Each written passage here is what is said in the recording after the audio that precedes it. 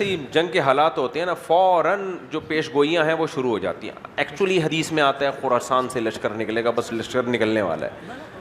दज्जाल के बारे में हदीस है, इमाम मेहदी का तो आ ही गए हैं बस।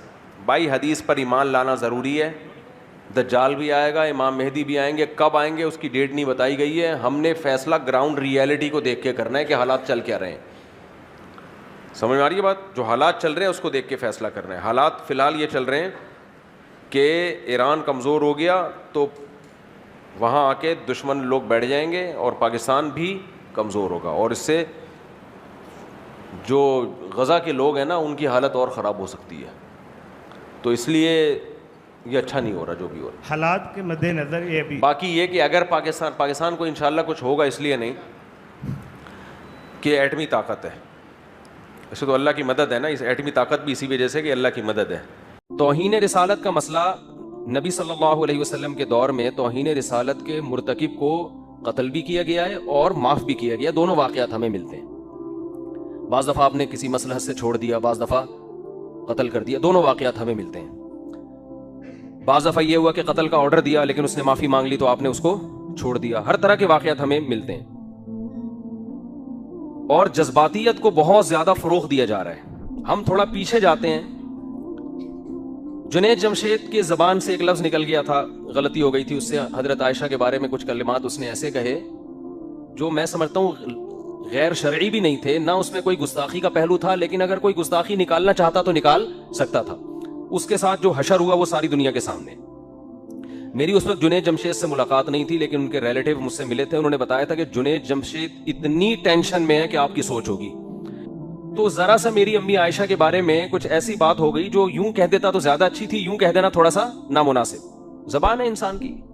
वो मैंने बयान भी जुनैद जमशेद का सुना था, उसमें कहीं तौहीन का, अम्मी आयशा की तौहीन का कोई पहलू नहीं था, लेकिन उससे यह निकाला गया कि इसने अम्मी आयशा की तौहीन की है। फिर नबी की बीवी की तौहीन नबी की तौहीन है, तो ये गुस्ताखे सहाबिया भी है और गुस्ताखे रसूल भी है। और जज्बाती लोगों ने एयरपोर्ट पे उसको मारा भी, पीटा भी। जिस पे गुजरती है ना वो जानता है कि, और खासतौर पे एक आदमी जो इज्जतदार हो, मुआशरे में मशहूर हो, एक सेलिब्रिटी हो, इस तरह से उसको एयरपोर्ट पे मारा कूटा गया है। जुनैद जमशेद ने माफी का ऐलान कर दिया, मुझे किसी से कोई इंतकाम लेना नहीं है, मैंने पैगाम पहुंचवाने की कोशिश की, पता नहीं वो पैगाम पहुंचा नहीं पहुंचा। बयान भी किया कि माफी बनती नहीं है, जिन लोगों ने मारा उनके खिलाफ कानूनी कार्रवाई होनी चाहिए। हम जुनैद जमशेद की जात को नहीं देख रहे थे, हम ये देख रहे थे कि इस जज्बातीपन को अगर कंट्रोल ना किया गया ना तो ये मामला कम नहीं होगा, ये आगे बढ़ेगा।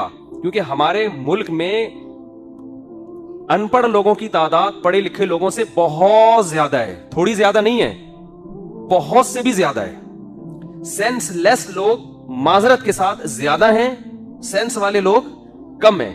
मजहब पर अमल तो सवाल ही पैदा नहीं होता ना। मजहब पर अमल तो जितने लोग कर रहे हैं वो तो आपको पता है। मजहब के नाम पे मारना कूटना, मजहब के नाम पे किसी को ठोक देना पकड़ के, ये जन्नत जाने का बेहतरीन रास्ता है। ये उस वक्त भी मैंने ये बयान किया था, उस वक्त भी मैंने दोस्त अहबाब को कहा था कि भाई ये चीज रोकने की जरूरत है। लेकिन अफसोस के साथ कहना पड़ता है कि शायद उस वक्त इतने भरपूर तरीके से इस पे आवाज उठाई नहीं गई। जुनैद जमशेद की शख्सियत को तो हदफ बनाया गया कि वो उसको गलत मारा है, इस फलसफे की तरदीद नहीं हुई। बात आ रही है समझ में? भाई एक शख्स की जात को क्यों देख रहे हो? कल किसी और की जबान से भी अल्फाज निकल सकते हैं ऐसे। डॉक्टर जाकिर नाइक की जबान से एक लफ्ज निकल गया कि नबी सल्लल्लाहु अलैहि वसल्लम के बारे में मुर्दा है या इस तरह का कोई लफ्ज, उस पे जो इशू खड़ा किया।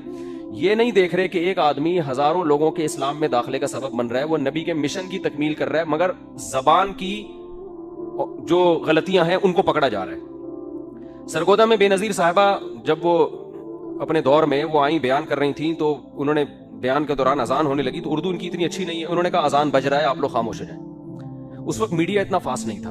मैंने साथियों से कहा कि अगर मीडिया इतना फास्ट होता ना जितना आज है, तो बेनजीर साहिबा को भी जज्बाती लोगों ने माफ नहीं करना था, ये कहना था कि अजान की तौहीन की इन्होंने। समझने बात को।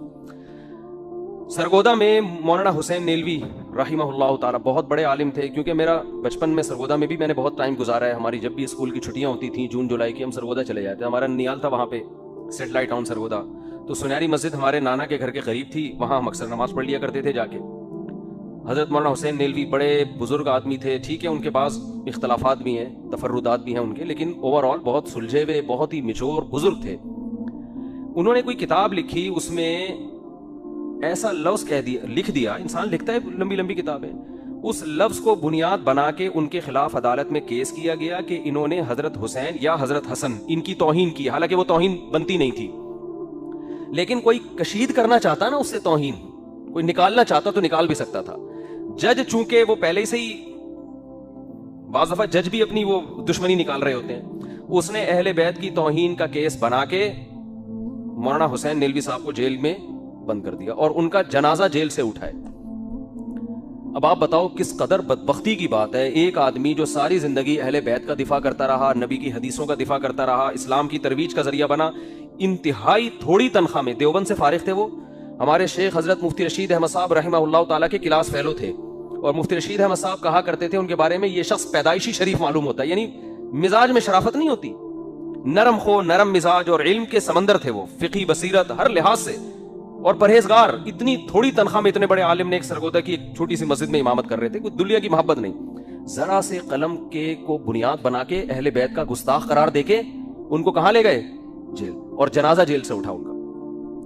तो मैं जब 8वीं क्लास में पढ़ा करता था, क्योंकि मैं तो ये सब चीजें बहुत अरसे से देख रहा हूं ना, उस वक्त से मैं ये कह रहा था कि मजहबी हल्के को भरपूर आवाज उठानी चाहिए कि इस मसले को वाजे करें कि कत्ल करेगा कौन। नंबर 2, गुस्ताखी की डेफिनेशन क्या है? समझ में आ रही है बात कि नहीं आ रही? गुस्ताखी की डेफिनेशन क्या है? गुस्ताखी की डेफिनेशन मैं और आप नहीं करेंगे, ये लॉ में लिखी भी होनी चाहिए, कानून में लिखी भी होनी चाहिए, लोगों को पता होना चाहिए कि गुस्ताखी का